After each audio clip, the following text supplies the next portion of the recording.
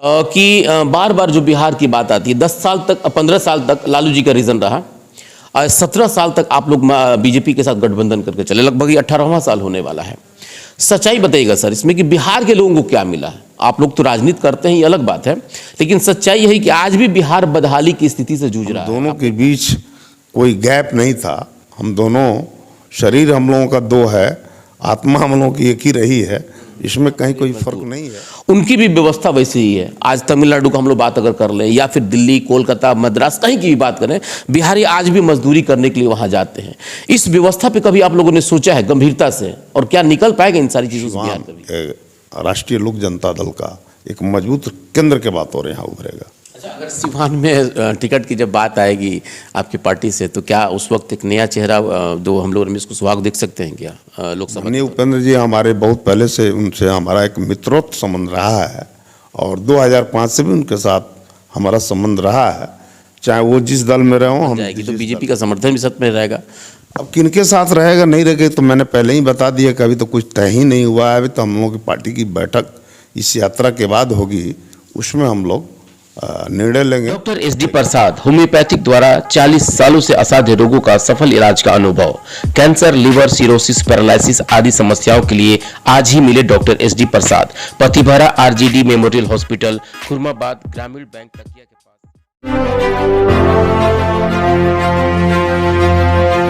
2023 का ये साल अगर देखा जाए तो ये चुनावी साल कहा जाएगा, इसलिए कि अब इसके बाद 2024 और यही जो है कि देश की राजनीति को तय करता है। 5 साल पूरा हो रहा है इस केंद्र सरकार की। लेकिन अगर हम लोग बिहार की बात करें तो बिहार में इस बार लगभग देखा जाए तो सभी पार्टियां ये दावा कर रही हैं कि हम इस बार सरकार बनाएंगे। खास करके मुख्यमंत्री नीतीश कुमार की जो अभी महागठबंधन है उसको लेकर के एक चर्चा चल रही है। लेकिन उससे पहले एक बड़ा घटनाक्रम हुआ। उनके बड़े सहयोगी रहे उपेंद्र कुशवाहा, जिनका पहले पार्टी था रालोसपा। अब वो उन्होंने नीतीश कुमार का साथ छोड़ करके और अपनी पार्टी उन्होंने खुद बना लिया है, राष्ट्रीय लोक जनता दल, यानी कि RLJD। उन्होंने इसका गठन किया है और अब वो एक तूफानी दौरा कर रहे हैं पूरे बिहार में। पहला उनका प्रोग्राम हुआ भीतरहवा गांधी जी के आश्रम से और उन्होंने उसका नाम दिया है विरासत बचाओ नमन यात्रा।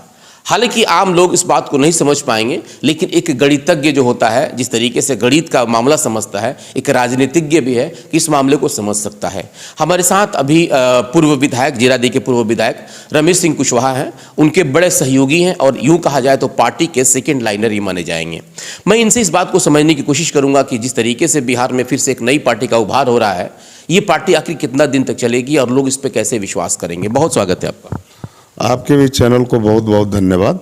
अभी आप लोगों ने जो एक नई पार्टी का गठन किया है, इसकी ज़रूरत क्या पड़ गई? देखिए, आप जानते ही हैं कि बिहार की धरती समाजवादी आंदोलन की धरती रही है और यहाँ कर्पूरी ठाकुर जी के समय से ही कहा जाए तो समाजवादी आंदोलन बड़ी मजबूत रहा है। आज स्थिति ये आ गई कि यहाँ की जनता नीतीश कुमार जी पर काफ़ी विश्वास किया, उनको चौथे बार मौका भी दिया, लेकिन जो विरासत है समाजवादी आंदोलन का, उस विरासत को कमज़ोर करने में लगे हुए हैं। वो नहीं चाहते हैं कि समाजवादी आंदोलन की जो विरासत है, हमारी पुरखों की जो विरासत है, जिन लोगों ने बिहार को संवारने में, बिहार को मजबूत करने में, बिहार को समृद्ध करने में, सामाजिक न्याय को मजबूत करने में अपनी ताकत लगाई, उस विरासत को अब माननीय नीतीश कुमार जी सुरक्षित रखना नहीं चाहते हैं। इसीलिए इन्हीं संदर्भों में, इन्हीं परिस्थितियों में राष्ट्रीय लोक जनता दल का निर्माण हुआ है और माननीय उपेंद्र कुशवाहा जी इसका नेतृत्व कर रहे हैं। विरासत अगर बचाने की बात आ रही है तो उपेंद्र कुशवाहा इस विरासत को क्यों बचा रहे हैं? अगर देखा जाए तो लौ कुश की एक जोड़ी थी जिसके मजबूत आधार पर नीतीश कुमार जी ने जनता दल यूनाइटेड को चलाया। जैसे कि हम लोगों ने एक भाषण भी सुना था अभी उपेंद्र जी कुशवाहा जी का।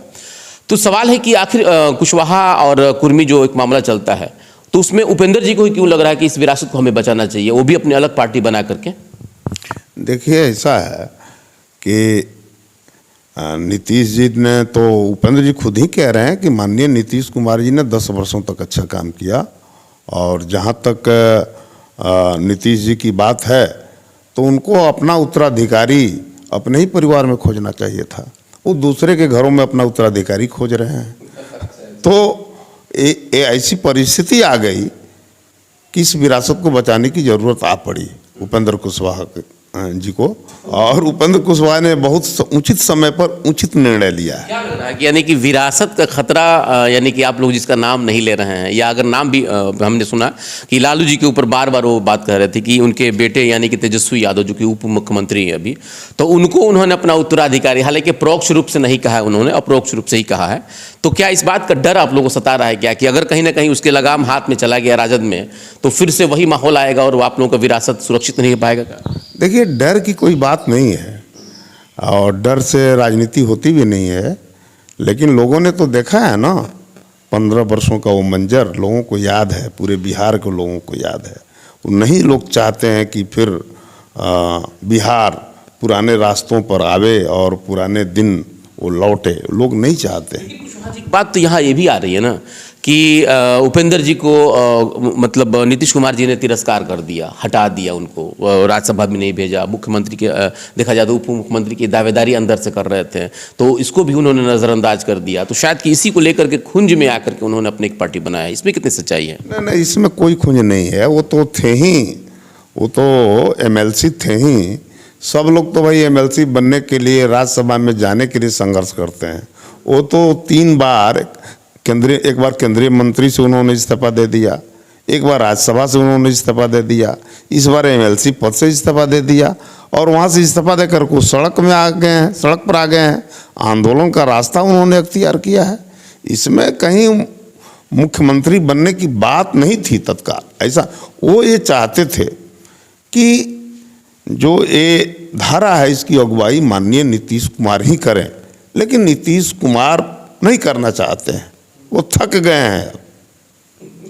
अच्छा, एक बात तो आप बताइए सर कि बार बार विपक्ष ये बात कहता है कि नीतीश जी पे विश्वास करना बड़ा परेशानी की बात है, इसलिए वो एक जगह टिकते नहीं है। और एक बार आप लोग पार्टी बना लिए, तो क्या लग रहा है कि अगर बाई देवे फिर से अगर नीतीश जी आप लोगों को समर्थन कर दें तो उस वक्त क्या मंजर होगा? फिर आप लोग विलय कीजिएगा क्या? देखिए, ऐसे तो कहिएगा तो पूरी सोसाइटी में इस बात की चर्चा है कि नीतीश जी फिर न पलटी मार दें, है कि नहीं? तो खैर उस समय देखा जाएगा, उस समय क्या होगा नहीं होगा तो समय के अनुसार पार्टी अपना डिसीजन लेगी। लेकिन हमें जो लगता है, हमारा व्यक्तिगत जो मामला है कि नीतीश जी की पारी अब समाप्त हो गई है। नीतीश जी की पारी अब ख़त्म हो गई है और 2025 के बाद शायद वो राजनीति में रह पाएंगे कि नहीं रह पाएंगे, ये कहना मुश्किल है। तो पारी खत्म हुई है कि विश्वसनीयता खत्म हो गई है? एक तो देखिए उनका उम्र का भी तकाजा है और दूसरी बात है कि रियल में उनकी पारी समाप्त हो गई है। जनता में अब कहिएगा ना तो उनके जनाधार उनके साथ अब है नहीं, उनका खुद का जनाधार उनके साथ नहीं है।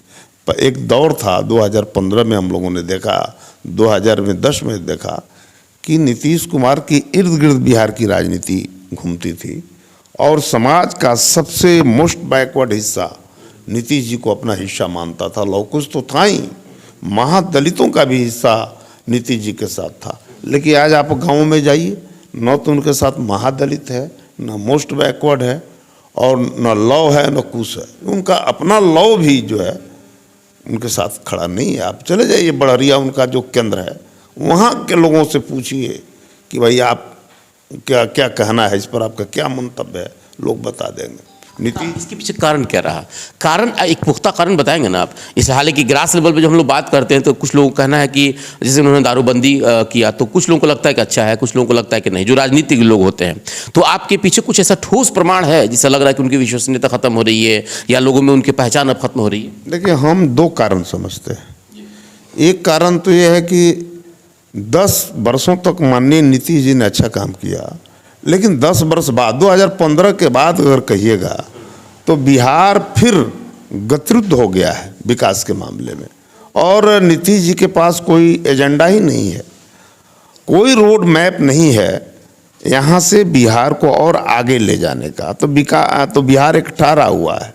जो विकास का जो सूचकांक है उसमें भी बिहार लगातार अब पीछे की तरफ जा रहा है और धीरे धीरे बिहार मजदूरों का हब बनते जा रहा है। पहले से ही था, इधर और थोड़ा सा मजबूत हुआ है। चलिए सर, हम इस पे एक ठो और हम बात कर लें। अभी जातीय जनगणना हो रही है और आपने लवकुश की बात कहा, अति पिछड़ा की बात कह दिया, महादलित की बात कह दिया। ये बड़ा ही महत्वपूर्ण एक गेम अगर देखा जाए तो चेंजर साबित होने वाला है, जैसे कि लोग इस बात को आकलन कर रहे हैं। तो क्या लग रहा है कि नीतीश कुमार जो 2024 का एक जो भाजपा का जो काट है, भाजपा जो कोर हिंदुत्व पे काम कर रही है, तो क्या उसके काट के तौर पर ये जातीय जनगणना करा रहे हैं क्या, और इसका कितना असर पड़ेगा बिहार के राजनीति पे? देखिए, जातिगत जनगणना का कोई असर नहीं पड़ेगा। जातिगत जनगणना, ऐसे हम जातिगत जनगणना के पक्ष में हैं, भाजपा भी कह रही है जातिगत जनगणना हो, और हमको लगता है कि किसी राजनीतिक दल ने जातिगत जनगणना का विरोध नहीं किया है। और जातिगत जनगणना बीजेपी का विकल्प इसके जरिए नीतीश जी नहीं बना सकते।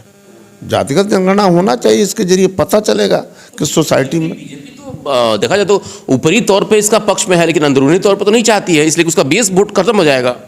देखिए, वो भीतर से चाहती है कि नहीं चाहती है, उसके तमाम जो सेंट्रल लीडर है या बिहार के जो भी उसके नेता हैं, वो तो जातिगत जनगणना का कहीं विरोध करते हुए नहीं दिखते हैं। वो तो कह रहे हैं कि हो रहा है तो हो, इस पर कहीं कोई उसका विरोध नहीं है। बिहार में देखिए, हमको लगता है कि इसको बिहार के राजनीतिक समीकरण पर कोई वैसा असर नहीं पड़ने जा रहा है ना। देखिए, हम जो समझते हैं कि बिहार एक नए पॉलिटिकल इकोनॉमी की मांग कर रहा है, एक नया राजनीतिक और आर्थिक दिशा की मांग कर रहा है बिहार। कैसे आ गई है? अभी तो एक तरफ देखा जाए तो आप लोग भी अपनी पार्टी को बना करके कैंपेनिंग कर रहे हैं, प्रशांत किशोर भी कर रहे हैं, कई लोगों की नई अभी उभार हो रही है। तो क्या लग रहा है कि इन लोगों से कुछ उम्मीदें हैं क्या बिहार के बदलाव को लेकर के? देखिए, पहली बात है कि भाई देश में डेमोक्रेसी है, लोकतंत्र है, सबको प्रयोग करने का अधिकार है। प्रशांत किशोर जी भी एक प्रयोग कर रहे हैं, देखा जाएगा कि आगे वो क्या कर पाते हैं, नहीं कर पाते हैं। जहाँ तक हमारी बात है, हम लोग चाहते हैं कि बिहार के पॉलिटिकल इकोनॉमी की दिशा पर बातचीत होनी चाहिए। बिहार एक कृषि प्रधान राज्य है और कृषि के डेवलपमेंट पर काम होना चाहिए। किसानों की आमदनी कैसे बढ़े, क्रय शक्ति कैसे बढ़े, इस पर वर्क होना चाहिए। और साथ ही साथ कृषि आधारित जो छोटे मझोले जो उद्योग हैं, इस पे लगना चाहिए। तभी मैं समझता हूँ कि बिहार के जो किसानों की जो आय है या पर कैपिटा जो आय होना चाहिए, उसको बढ़ाया जा सकता है। दूसरा कोई रास्ता नहीं। जी, चूंकि देखिए आप लोग बड़ा गंभीर नेता हैं और बड़ा गंभीरता से आप लोग नेतृत्व करते हैं, अपने 5 साल नेतृत्व भी किया है जीरादेई का। एक चीज़ हम यहाँ समझना चाहेंगे सर, कि बार बार जो बिहार की बात आती है, 10 साल तक 15 साल तक लालू जी का रीज़न रहा, 17 साल तक आप लोग बीजेपी के साथ गठबंधन करके चले, लगभग ये 18वां साल होने वाला है। सच्चाई बताइएगा सर इसमें कि बिहार के लोगों को क्या मिला है? आप लोग तो राजनीति करते हैं, ये अलग बात है, लेकिन सच्चाई यही कि आज भी बिहार बदहाली की स्थिति से जूझ रहा है। आपने एक बात कहा, माइग्रेट मजदूर, उनकी भी व्यवस्था वैसे ही है। आज तमिलनाडु का हम लोग बात अगर कर लें या फिर दिल्ली, कोलकाता, मद्रास, कहीं की भी बात करें, बिहारी आज भी मजदूरी करने के लिए वहाँ जाते हैं। इस व्यवस्था पर कभी आप लोगों ने सोचा है गंभीरता से, और क्या निकल पाएगा इन सारी चीज़ों से बिहार कभी? देखिए, जिनके हाथों में बिहार, जो लोग बिहार का नेतृत्व कर रहे हैं, सोचना तो रियल में उनको चाहिए। हम आप एक विधायक बन करके बहुत कुछ नहीं कर सकते हैं, सोचना चाहिए उस सरकार को। मैं बार बार कहता हूं कि पिछड़े बिहार को भी अग्रिम चौकी तक पहुंचाया जा सकता है, बशर्ते कि बिहार की जो ठोस आर्थिक कंडीशन है, उस कंडीशन पर खड़ा होकर के बिहार गवर्नमेंट अपना रोड मैप तैयार करे। और मैं बार बार कह रहा हूं कि यहाँ कोई बड़ा उद्योग नहीं बैठ पाएगा। किसी की सरकार बनेगी तो कोई बड़ा उद्योग नहीं बैठा पाएंगे। क्यों, क्या कारण? 15 साल तो लालू जी का राजन रहा, तो आप लोग बीजेपी कहते जंगल राज था।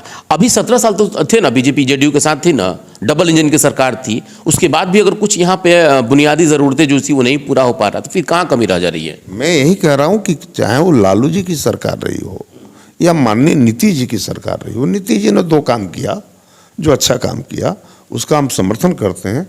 एक तो इन्होंने इंफ्रास्ट्रक्चर डेवलप किया है बिहार में, इससे कोई भी व्यक्ति इनकार नहीं कर सकता है। इन्होंने सड़कें बनाई है, इन्होंने बिजली की व्यवस्था की है, लेकिन इतना ही से काम नहीं चलेगा। मैं वहीं बार बार कह रहा हूं कि यहाँ से बिहार को अब आगे ले जाने की ज़रूरत है। कौन ले जाएगा? अब बिहार में देखिए, जो ले जाएगा उसी के साथ बिहार की जनता रहेगी आने वाले दिन। बिहार की जनता पर भरोसा करेगी? राजद को देख चुकी है, जेडीयू को देख चुकी है, बीजेपी को देख चुकी है, तो किसको भरोसा किया? ये लग रहा है कि अब नीतीश कुमार इससे आगे नहीं ले जाना चाहते हैं। मैंने वही तो बता रहा था। वही तो मैं कह रहा हूं कि नीतीश का विकल्प लोग खोज रहे हैं और जनता नीतीश जी का विकल्प तैयार कर लेगी 2025 में। क्या नीतीश जी का विकल्प जो है कि उपेंद्र कुशवाहा हो सकते हैं या प्रशांत किशोर हो सकते हैं? ज़्यादा चांस उपेंद्र कुशवाहा का ही है कि उपेंद्र कुशवाहा ही अभी बिहार का विकल्प बनेगा। तो आप एक बात बता दिए सर कि फिर उपेंद्र कुशवाहा को अगर बिहार की जनता चुनती है तो आप लोगों के वोट का बेस क्या है? इससे पहले तो चूंकि आप लोग जेडीयू में थे तो कुर्मी, कोयरी, कुशवाहा ये सारी चीज़ें, कुछ उसमें माइनॉरिटी समाज के भी लोग थे, तो आप लोगों का बेस क्या होगा? आप लोग किस चीज़ को लेकर के जाएंगे ताकि जनता आपके ऊपर विश्वास कर लेगी? देखिए, जहाँ तक बेस की बात है ना, जब इशू के साथ आप पब्लिक में जाइएगा तो महागठबंधन जिसको अपना बेस मान रहा है वही बेस इधर दिखाई देने लगेगा। उसमें भी की जो यादव बिरादरी है, मुस्लिम सब इधर बिल्कुल बिल्कुल ऐसा थोड़े है। हमारे दल में हर समाज के हर तबका के लोग, ये लौकुश की कोई पार्टी हम नहीं बनाने जा रहे हैं, समाज के सब तबकों की हम पार्टी बनाने जा रहे हैं। इसमें अगड़े भी रहेंगे, पिछड़े में भी समाज के लोग रहेंगे, अल्पसंख्यक समाज के लोग रहेंगे, दलित महादलित सब समाज के लोग रहेंगे। तो किस तरह से तय करेंगे आप लोग? नहीं तो देखिए, अभी तो हम लोग यात्रा के क्रम में हैं। फिर आपको 15 तारीख से यात्रा शुरू हो रही है नालंदा से, 20 तक यात्रा चलेगी और फिर यात्रा के बाद हम लोग बैठ करके फिर आगे का कार्यक्रम तय करेंगे। उपेंद्र जी का जब उनका सभा हुआ था तो उन्होंने आपके बारे में कहा था कि मतलब बड़े परिपक्व नेता हैं और हमारे बड़े आदर्श भी हैं। आदर्श तो खैर उन्होंने नहीं कहा, लेकिन बड़ा ही सम्मान आपको मिला, तो क्या लगा कि सेकंड लाइनर आप हैं क्या आप इस पार्टी का? देखिए, फर्स्ट लाइनर सेकंड लाइनर की बात नहीं है। माननीय उपेंद्र जी हमारे बहुत पहले से, उनसे हमारा एक मित्रोत्व संबंध रहा है और 2005 से भी उनके साथ हमारा संबंध रहा है। चाहे वो जिस दल में रहे हों, हम जिस दल में रहे हों, हम दोनों के बीच कोई गैप नहीं था। हम दोनों, शरीर हम लोगों का दो है, आत्मा हम लोगों की एक ही रही है, इसमें कहीं कोई फर्क नहीं है। इस नाते हम भी उनका सम्मान करते हैं, वो भी हमारा सम्मान करते हैं। तो मान लेते हैं कि अगर आने वाले समय में बीजेपी चूंकि कहीं ना कहीं अपना एक गठबंधन बनाएगी, तो क्या लगता है कि आपकी पार्टी जो अभी नई बनी है पार्टी, तो आने वाले समय में फिर से बीजेपी का साथ दे सकती है क्या? देखिए, इस पर अभी कोई बातचीत नहीं हुई है। जब बातचीत होगी, कोई पार्टी का निर्णय होगा तो मैं ज़रूर आपको बताऊंगा। तो उसमें दो चीज़ें आती हैं। बीजेपी के पास एक ऐसा मतलब मौका आता है कि जब कोर हिंदुत्व पे काम करने वाले लोग होते हैं, जो विवादास्पद बयान देते हैं, उनको तरजीह देती है।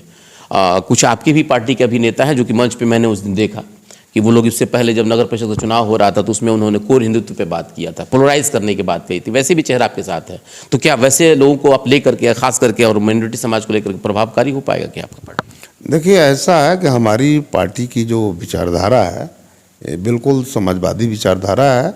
हमारे आदर्श गांधी हैं, हमारे आदर्श लोहिया हैं, हमारे आदर्श जयप्रकाश हैं, हमारे आदर्श अंबेडकर हैं। और जो लोग उस ढंग से इस विचारधारा के साथ विचारधारा को आत्मसात नहीं करेंगे, शायद बहुत लंबे समय तक हम लोगों के साथ नहीं चल पाएंगे, चाहे वो कोई भी व्यक्ति हो।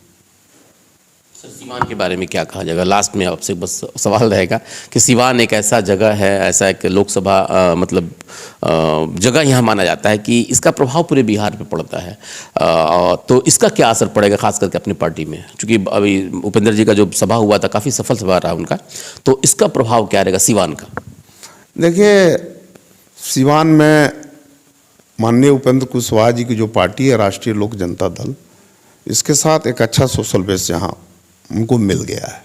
आप देखे होंगे कि उस दिन लौकुश ही नहीं था, उसमें दलित भी गए थे, उसमें यादव समाज के भी लोग थे, उसमें अल्पसंख्यक समाज के भी लोग थे, समाज का हर तबका गया था। तो उस पार्टी को यहाँ एक नई जमीन मिलेगी और लगता है कि उत्तर बिहार में सीवान राष्ट्रीय लोक जनता दल का एक मजबूत केंद्र के बातों यहाँ उभरेगा। अच्छा, अगर सीवान में टिकट की जब बात आएगी आपकी पार्टी से, तो क्या उस वक्त एक नया चेहरा जो हम लोग रमेश कुशवाहा को देख सकते हैं क्या लोकसभा के तौर पे? देखिए, अगर मान लिया जाए कि अगर यहाँ से पार्टी लड़ने का फैसला लेगी तो निश्चित रूप से इस पर विचार हम करेंगे। पार्टी उस वक्त की बन जाएगी तो बीजेपी का समर्थन भी सत्य में रहेगा, अब किनके साथ रहेगा नहीं रहेगा तो मैंने पहले ही बता दिया कि अभी तो कुछ तय ही नहीं हुआ है। अभी तो हम लोगों की पार्टी की बैठक इस यात्रा के बाद होगी, उसमें हम लोग निर्णय लेंगे। लेकिन इतना तो जानते हैं कि अभी पूरे देश की राजनीति जो है गठबंधन के दौर से ही गुजर रही है। अब देखिए होगा नहीं होगा वो अलग की बात है, लेकिन दौर तो वही है। बिल्कुल आपने सुना, ये पूर्व विधायक हैं रमेश कुशवाहा जी, और बहुत परिपक्व नेता भी माने जाते हैं, और इनकी परिपक्वता का आप अंदाज़ा इससे लगा सकते हैं कि जो अभी नई पार्टी का इन लोगों ने गठन किया है, इस गठन में इनकी बड़ी महत्वपूर्ण भूमिका रही है। अब ये देखना है कि इस पार्टी का मतलब कितने दिनों तक ये पार्टी चलती है, इसलिए कि लोगों का संशय भी रहता है, नई पार्टी आती है जाती है, लेकिन उसके बाद जिस विचारधारा और जिस रणनीति को इन लोगों ने दिखलाया है, उसमें तो ये साफ जाहिर हो रहा है कि कहीं ना कहीं एक विकल्प के तौर पे नीतीश कुमार जी का जो विकल्प है, उपेंद्र जी को तैयार किया जा रहा है। अब ये देखना है कि ये कितना सफल हो पाते हैं। और भारतीय जनता पार्टी के जो अलायंस की बात इन्होंने कहा, ये भी समय पे इन्होंने छोड़ दिया, लेकिन लोग अब इस बात को समझ रहे हैं कि आने वाले समय में बहुत सारी चीज़ें तो नहीं बदलेंगी, लेकिन जो बिहार की तकदीर है अब वो बदल पाती है कि नहीं, जैसे कि इन्होंने कहा, अब ये देखना है। लेकिन बाकी आप देखते रहिए आगे की क्या क्या सफ़र होता है। बने रहिए हमारे साथ। बहुत बहुत शुक्रिया।